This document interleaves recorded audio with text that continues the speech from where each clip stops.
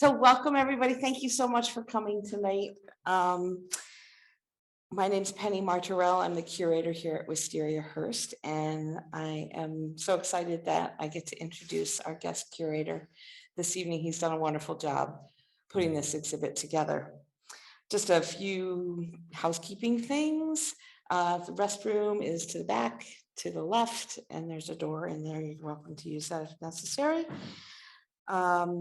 If you are joining us on our first hybrid excursion, if we get Zoom bombed, I will immediately send out another email to everyone who's in the on the list, and you'll get another one, and we'll just pick up where we left off. So thank you to our sponsors, the Mass State Historic Records Advisory Board Veterans Heritage Preservation Grant, and to the local Holyoke Cultural Council grant to help pay for a lot of the accoutrements to put this together. Yeah, I see.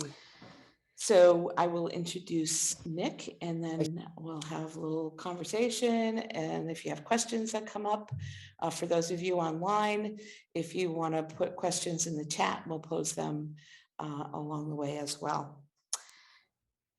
So Nik Anderson is an American military historian from Long Beach, California. He earned his undergraduate degree from Morgan State University in Baltimore and is currently enrolled in the history department at the University of Massachusetts, where he's working towards his master's degree in history with a focus on the interplay between American culture and the United States Armed Forces. I have learned so much from this young man about the symbols on the uniforms and the uniforms themselves. He's like a savant when it comes to understanding these things, an area that I know nothing about. So please help me welcome Nik Anderson.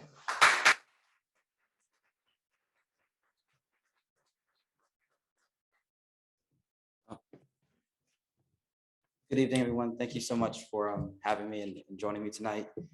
As Penny said, my name is Nicholas Anderson. I don't want to go too far into my biography and bore everybody, but let's backtrack a little bit about kind of what got me interested in military history.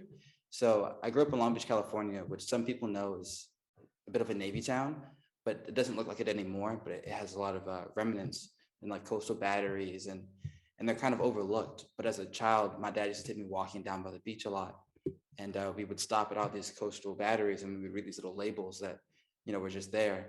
And I would always stop to read them, and I just kept rereading them and rereading them. And he, you know, got very bored of stopping, but I never quite got over it. And that quickly matriculated into me reading, you know, every book on military history they had in my school library, and then at the local library. And then I watched the military channel for hours and hours and hours, much to my parents' disdain because the cable bill was ridiculous. But those small little bits of my life started leading me into a passion for history. And when I was in high school, I began working as a docent on the battleship Iowa down in San Pedro, and where I first got my introduction to public history, but also a real in-depth look at a site and kind of a glimpse of how important the military is to communities far and wide. And even if they don't really look like it anymore, San Pedro is also a Navy town. It has a rich naval culture and history, but it doesn't always appear that way. So that was kind of one of my main focuses. And I started working there, and I, you know, picked up some skills in leading tours and just engaging with veterans, which then kind of made me resolute to get a bachelor's degree in history. I wanted to go to a historically black college, so I decided I was going to go to Morgan State University, where I earned my BA in history. And while I was there, many of my professors encouraged me to study, you know, African American history at a, you know, historically black college. It had rich archives on Black history, but I was resistant, and I was going to do my own thing. But they told me that, you know, there's this African American military history, and I thought that was really interesting. So I kind of melded the two together when I was an undergrad, and I did several research papers about Black soldiers in World War I and also Black soldiers in Vietnam, and that is what took me to UMass.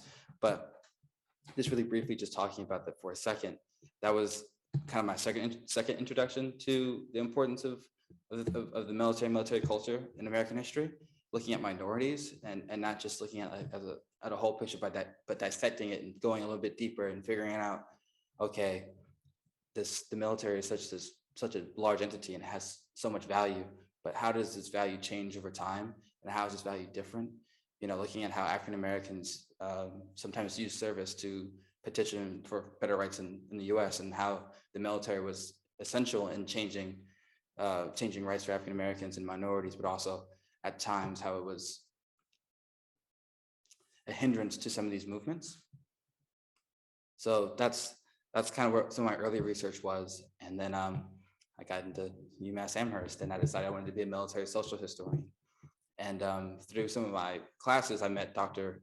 Redman, and he connected me with Penny, and thus the saga began of working on this exhibit. Just to start talking about some of the work I did here, I was introduced to Jesus Pereira down at the Veterans Memorial Building and Wilfredo, and they were instantly very, very welcoming, very kind. And they walked me through the Memorial Center, and they just had all these uniforms lined up. And they were like, we have all this history here, but we don't know what to do with it. And we just don't want them on the rack anymore. We want them to have, a place to live and to be displayed properly. And they had so much pride in their service, and they had so much pride in the service of their comrades, that I was kind of struck with the enormity of the task that I was about to undertake. And I was like, all right, cool. Let's see how this goes, and they were very kind, and they answered all my questions. And, there was a lot of stuff I didn't know that I was trying to figure out, like, hey, can you tell me what this ribbon means? Or how would you, put this ribbon on the uniform, or what does it mean to you? And I was constantly asking Jesus if there's anything that he would like to see. Like, is there anything that you would want to see? What do you want out of this exhibit, And he always told me, just do whatever, do your best. Don't disgrace us. And and we trust you. So I was like, okay. And that was kind of guided my research, because at first, I'm sure people could tell you if you asked them that a lot of my labels were very stiff and boring and academic. And I was hell-bent on writing labels that told a very strict military history, like this is what the military has been in the 40s and the 30s, and there on and so forth.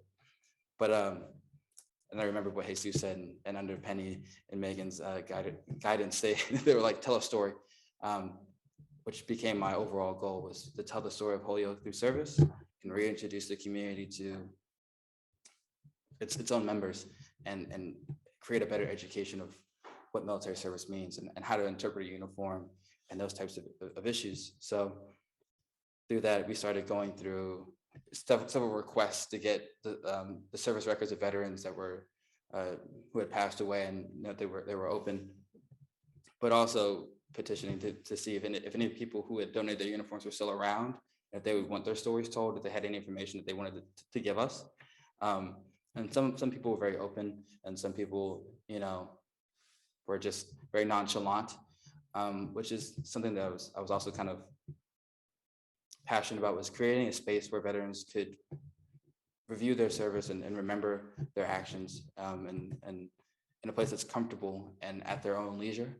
I didn't want this to be an expose on the military in a negative way, or something that made them feel as if I was prying into their lives. I wanted a space where people could learn and be better educated about what service is and how to interpret a uniform, but also a place where one could re-engage with the past, which is why, to some extent, we also have some Civil War uniforms, just for helping with education and showing that Holyoke has a history of service, and it's varied. It could be 2 centuries old, or it could be in the last 10 years.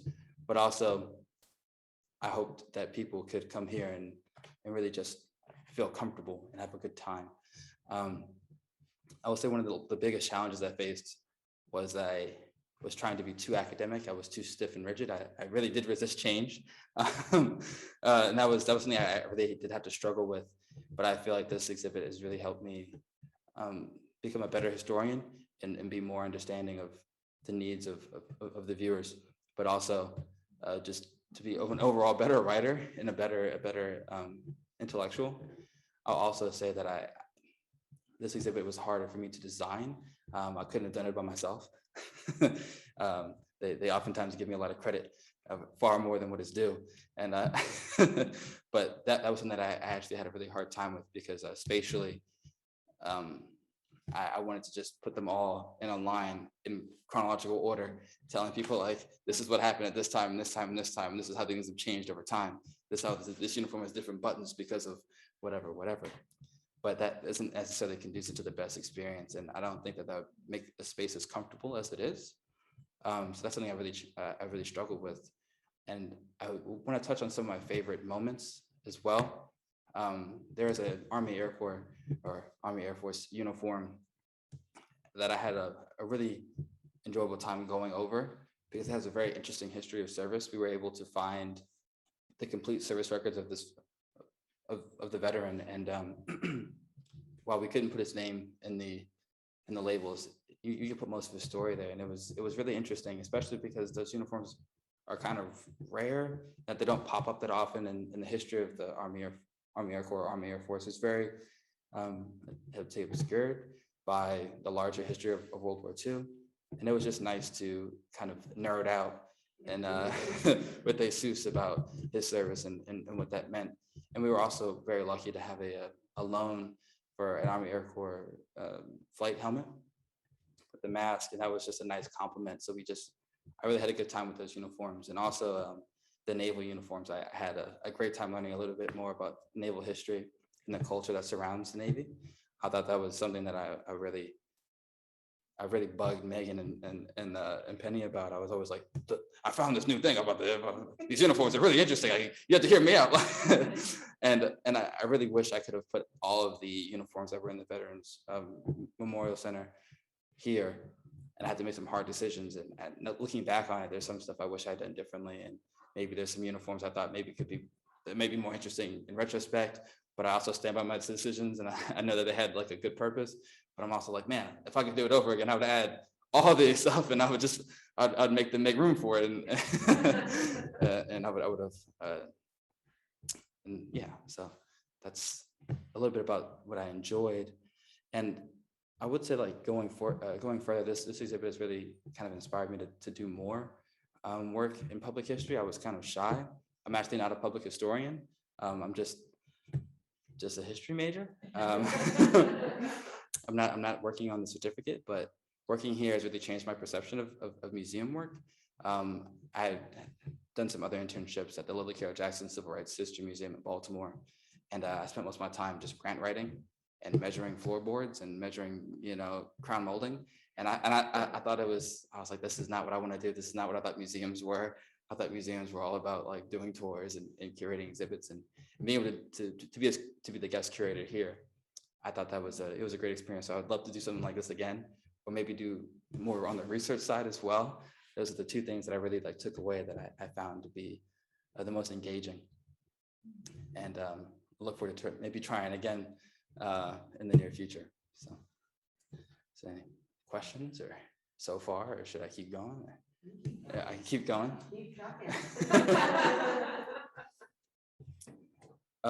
Another thing that I kind of came across was I had to engage with my own family history. I do have family members who served, and there's a lot of pride in my family for them.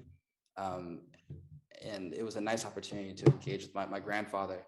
His father was an MP in the Army, and he called me several times during this exhibit. I was like, oh, I have this MP uniform, and you're gonna love it. You're gonna come up here and see it. It's gonna be great. And and it kind of it reminded me of why I even started looking at military history in the first place.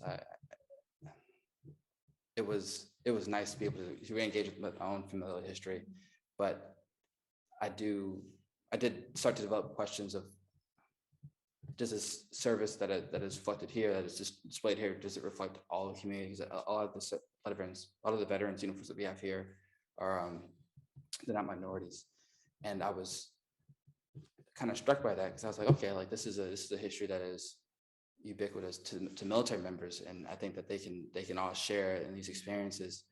But what would it look like for a person of color if they came in here and there was no personal history about minority members? And that's not the fault of the museum by any means, just putting that out there. No, it's it's more of just of who came forward with their uniforms and availability of them. But I would also like to do something more about that in the future, which is another kind of driving factor for this. Is I think that service means different things to different people, but it has a certain significance. So I'm hoping that people can come and look beyond color and race, creed, religion, and embrace these stories, but also see themselves in these histories, because I mean, these are all faceless mannequins. There is no color on any of them.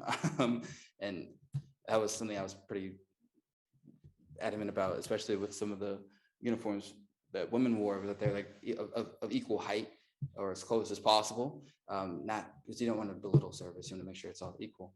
And for people to say like, hey, like this is great. But I was curious about how minorities would encounter some of these histories. And maybe if I ever got to do another exhibit again, I would look at like the Buffalo Soldiers from World War II and try to find some of those histories, or engage with those, because Massachusetts has a great history of minority service, especially going back to even to the Revolutionary War. I think that this exhibit is just a great entryway for that. Another thing that I really enjoyed was some of the posters that we have up and around.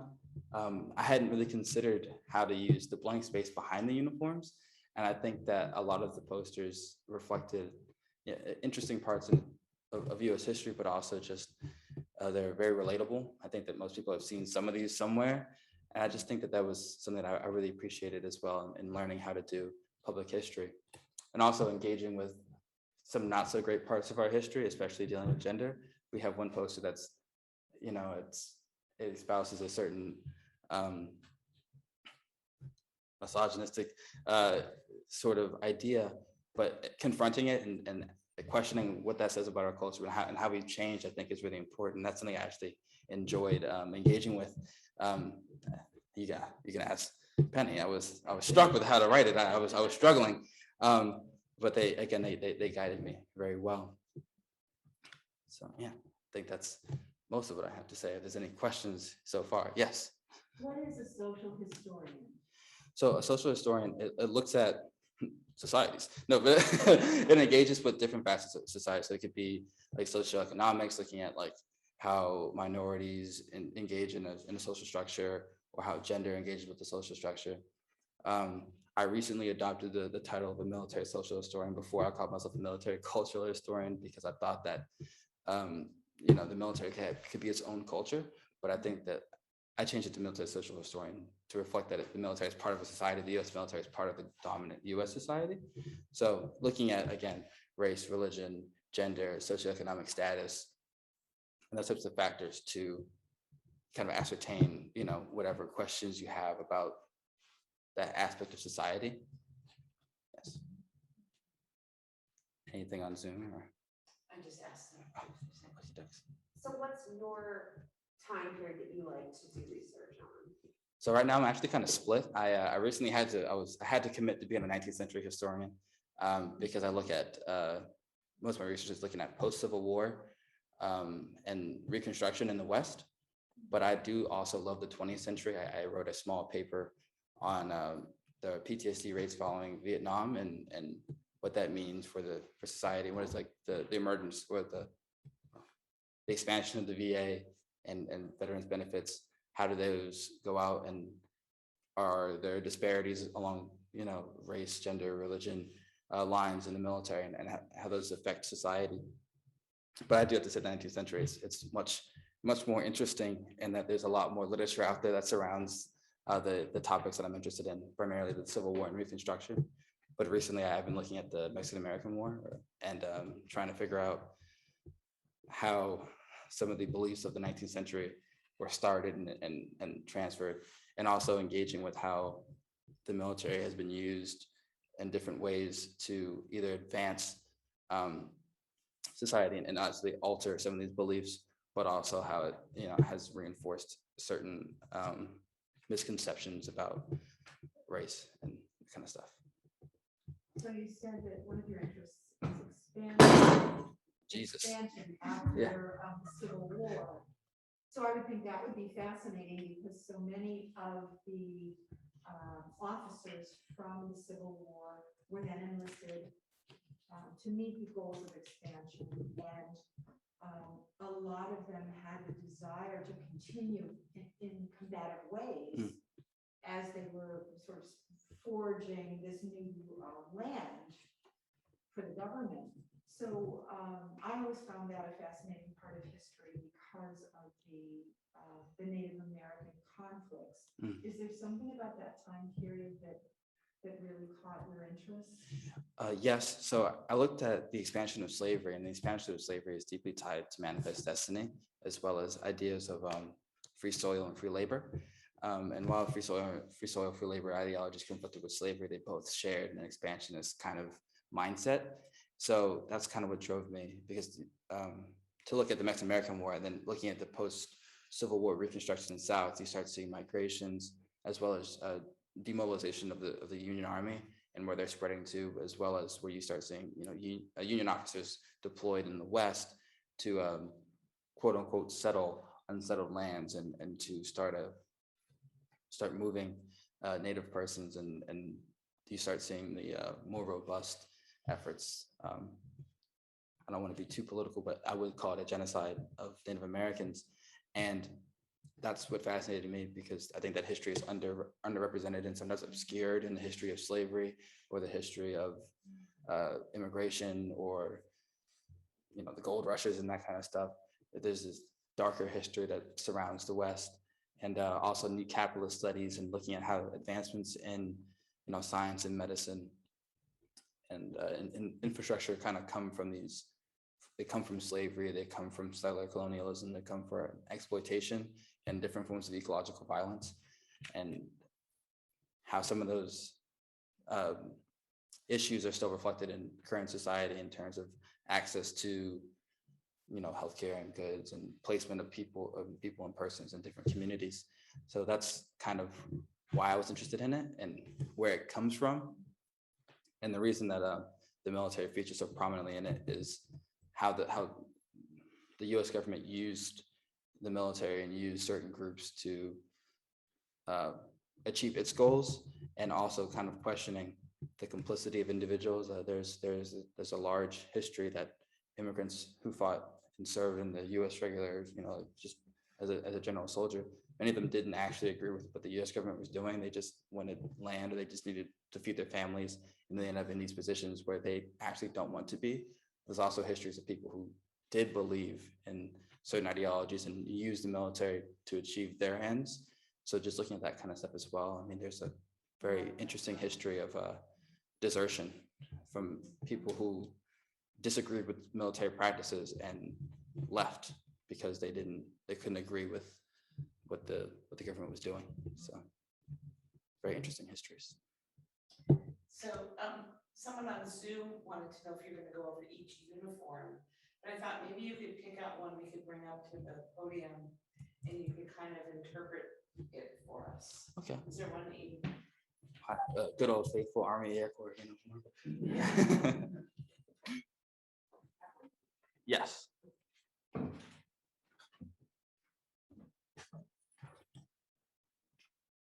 Go for a dance.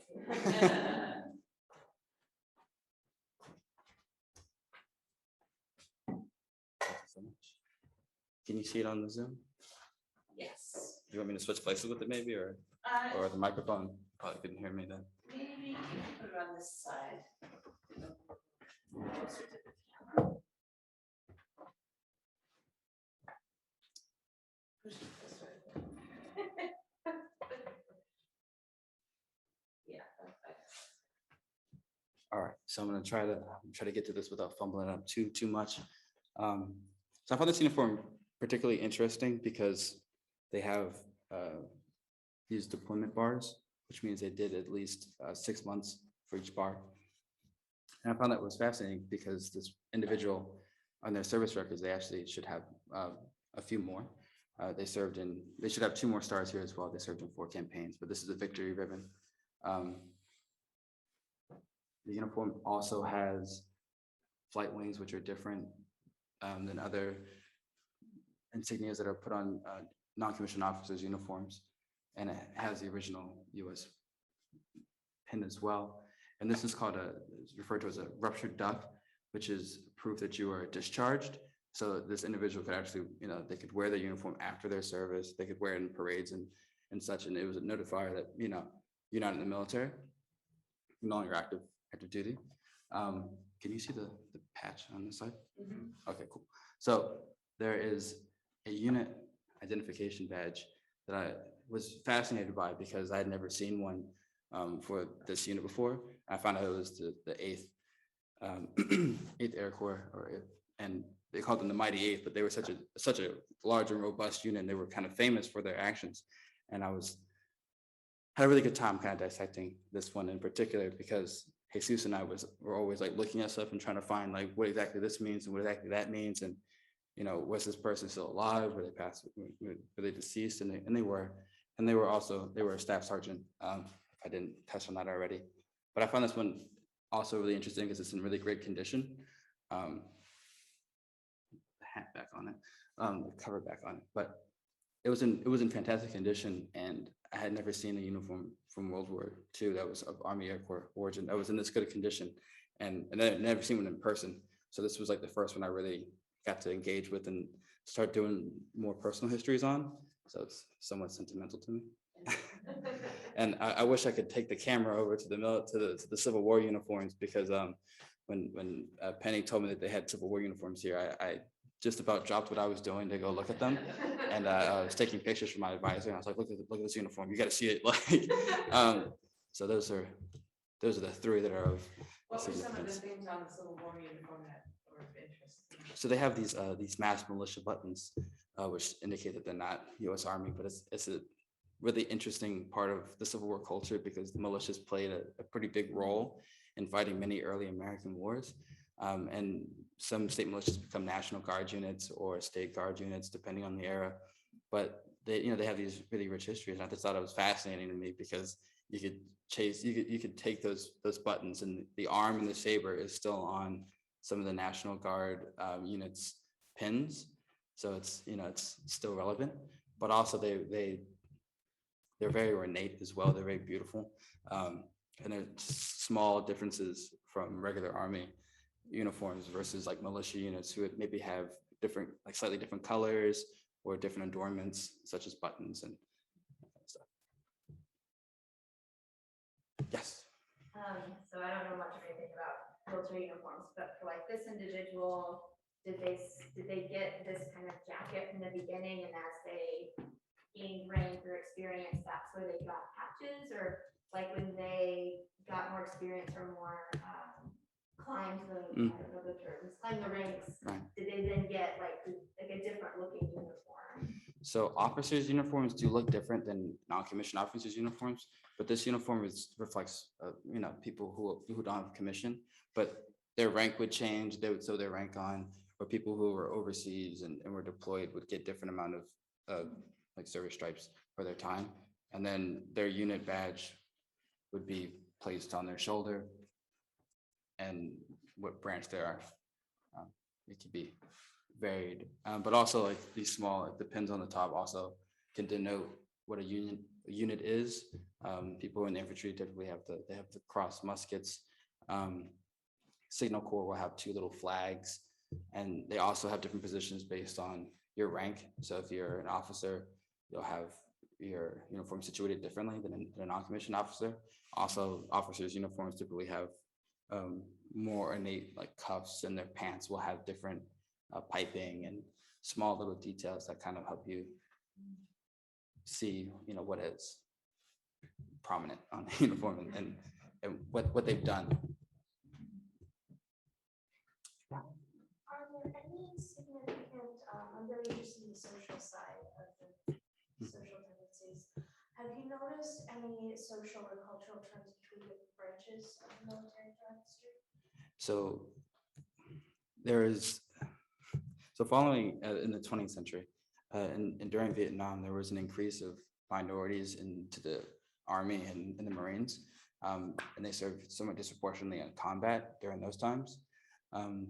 But there's been actually an expansion of minorities and actually women into different branches. So like women serving in the Army, higher numbers, and Marines in higher numbers, and also African Americans serving in the Air Force and Navy in higher numbers.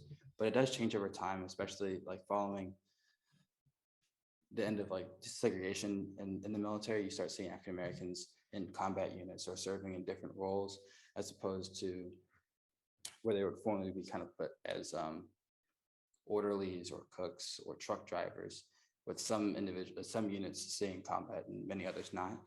So, does that answer your question? Okay. What branch has the most women now?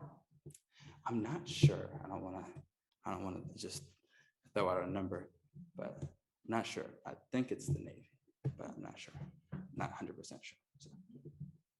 Can you read some of the ribbons on that Navy?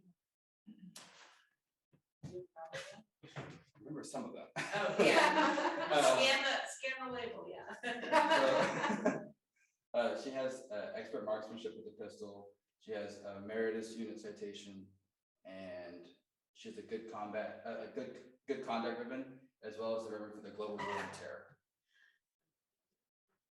I'll have to check the two. And she's missing two. I wasn't sure what the other ones were. It's not on there, but yeah. Anything else? Let's see if anybody has.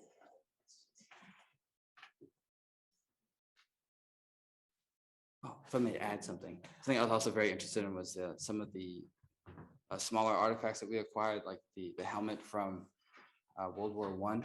I thought it was really interesting that we have a French helmet with no history of where it came from or or who brought it home, and that helmet actually opened up a lot of different possibilities for the exhibit.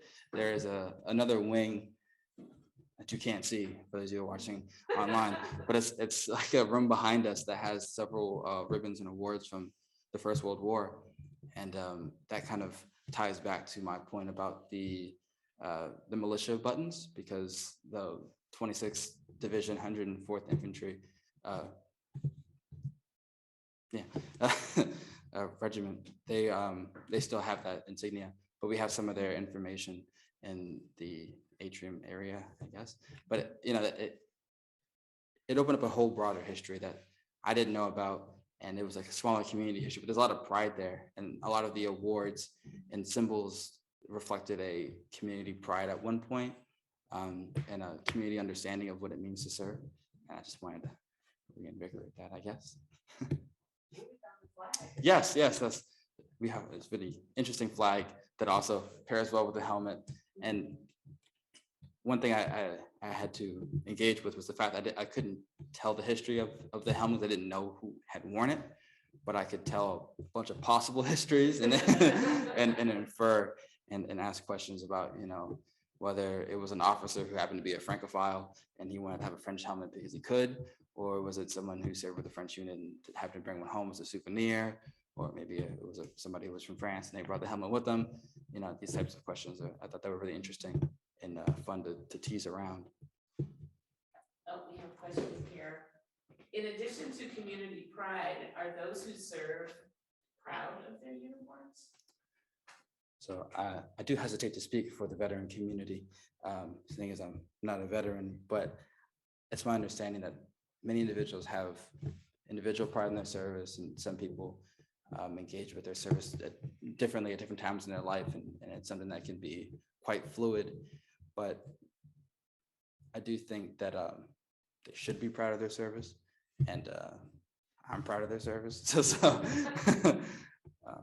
sorry that doesn't quite answer your question, but that's yeah. Proud of their service in their Right. uniforms, so. Right, and their families they were gracious enough to have donated them and requested they were taken well taken care of. I'm actually looking forward to some of the. I was telling Penny, I was really hoping to learn how to do some of the archival stuff and preservation textiles. I thought that was something that was very important as I was dealing with them. I was like, I really hope I don't ruin any of these and rip off a button or something and destroy it. So I would love to learn more about how to preserve historic textiles, and so the next person who has interest can come along and do something better than I did. And how many uniforms do we have here? 2, 4, 5, 6, 7, 8, 9, 10, 11, 12, 13, 14, 15, 16, 17, 18, 19, 20, 22 or something, somewhere around there. Quick count. We can do a scan of the room for our online people who want to do it. Yeah. If You want me they'd to- like to see it, I don't want anyone to get motion sickness. We can't go very far, but you can.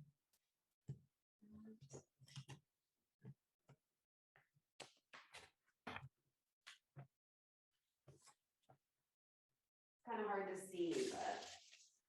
I don't think so. We did our best. So, yeah. We encourage all those who couldn't be here with us tonight to come visit in person.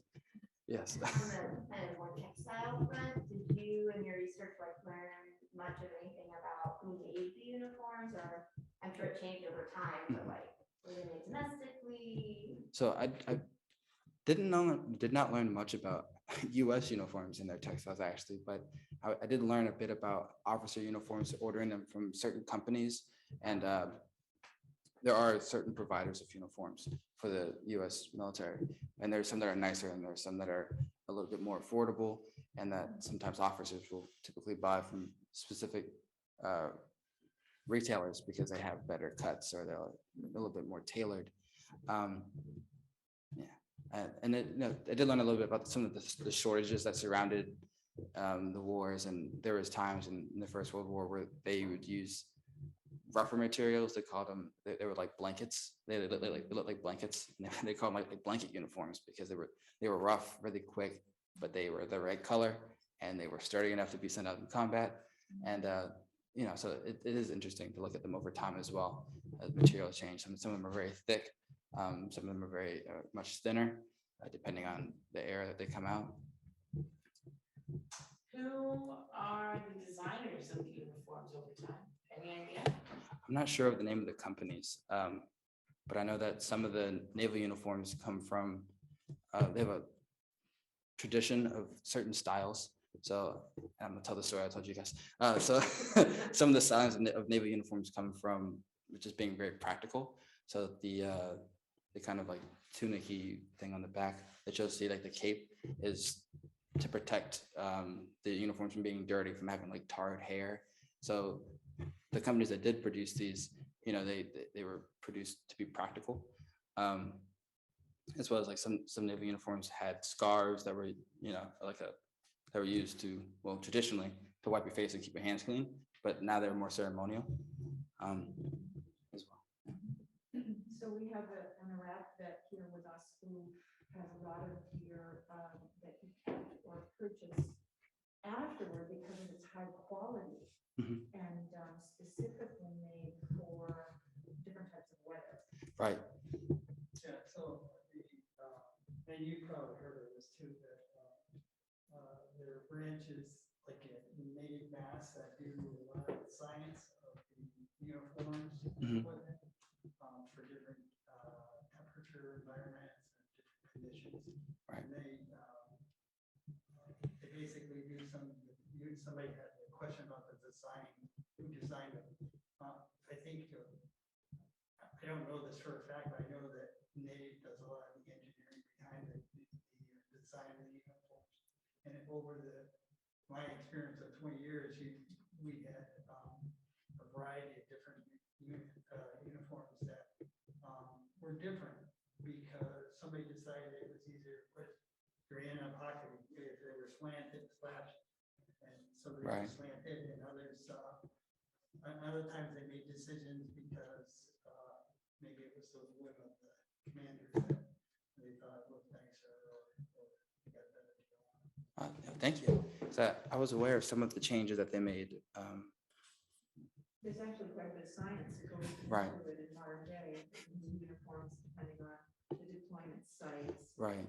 Because I know that in Afghanistan and Iraq, they were worried about IEDs, and some of the uniforms became fire retardant and blast resistant to a certain extent. They had like Kevlar weaved into them, or as well as some of the more like the Under Armour branded ones that have the like they were kind of like dry fit in the middle, but they still had the camouflage sleeves. So that those advancements do happen. Those are really interesting.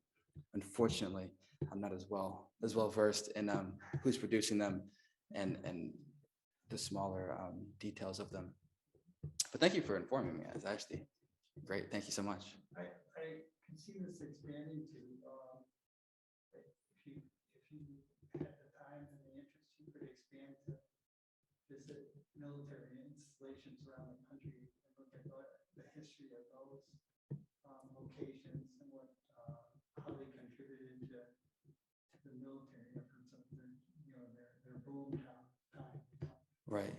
Such as, close by Westover. Mhm. Right, because I know that in Long Beach, like Fleet Week was always a very large event, and I remember growing up and seeing sailors in the white uniforms, or and they would go out and the restaurants and touristy sites and bars were always very happy when Fleet Week came around. But also, you do raise a really interesting point about the kit as well, because we had a European uniform, someone who had served in. They were deployed to Germany, and they had a very specific cold weather trench coat that I haven't really seen in many other places. And I visited an armory in Concord, and they had similar trench coats from different time periods. People who were occupational forces, so they wouldn't, people who weren't working with those units wouldn't have gotten that cold weather gear. But I think it is a really valid question to also ask how are bases, integrated into the local communities, and what's their role. I have to do some more research on that. Thank you.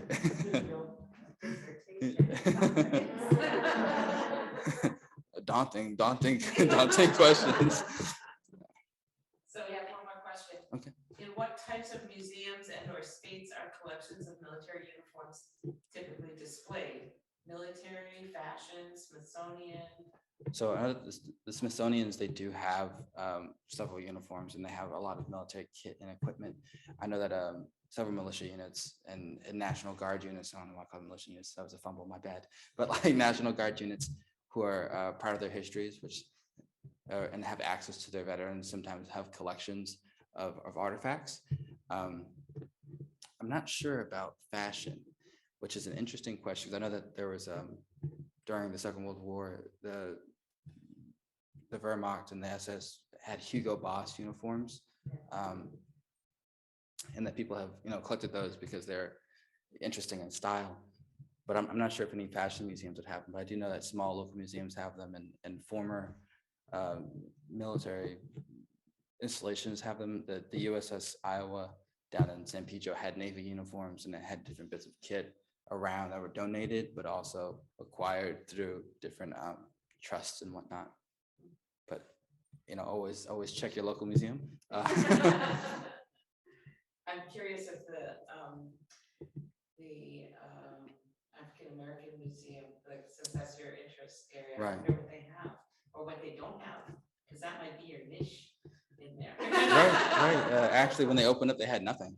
So they opened up with no material. So I would be fascinated to see if they had anything from the Tuskegee Airmen or the Buffalo Soldiers or any of those units, especially since they have such diverse and rich histories.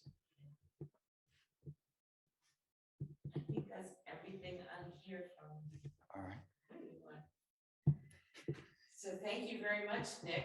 Thank you guys for attending tonight. Thank And you.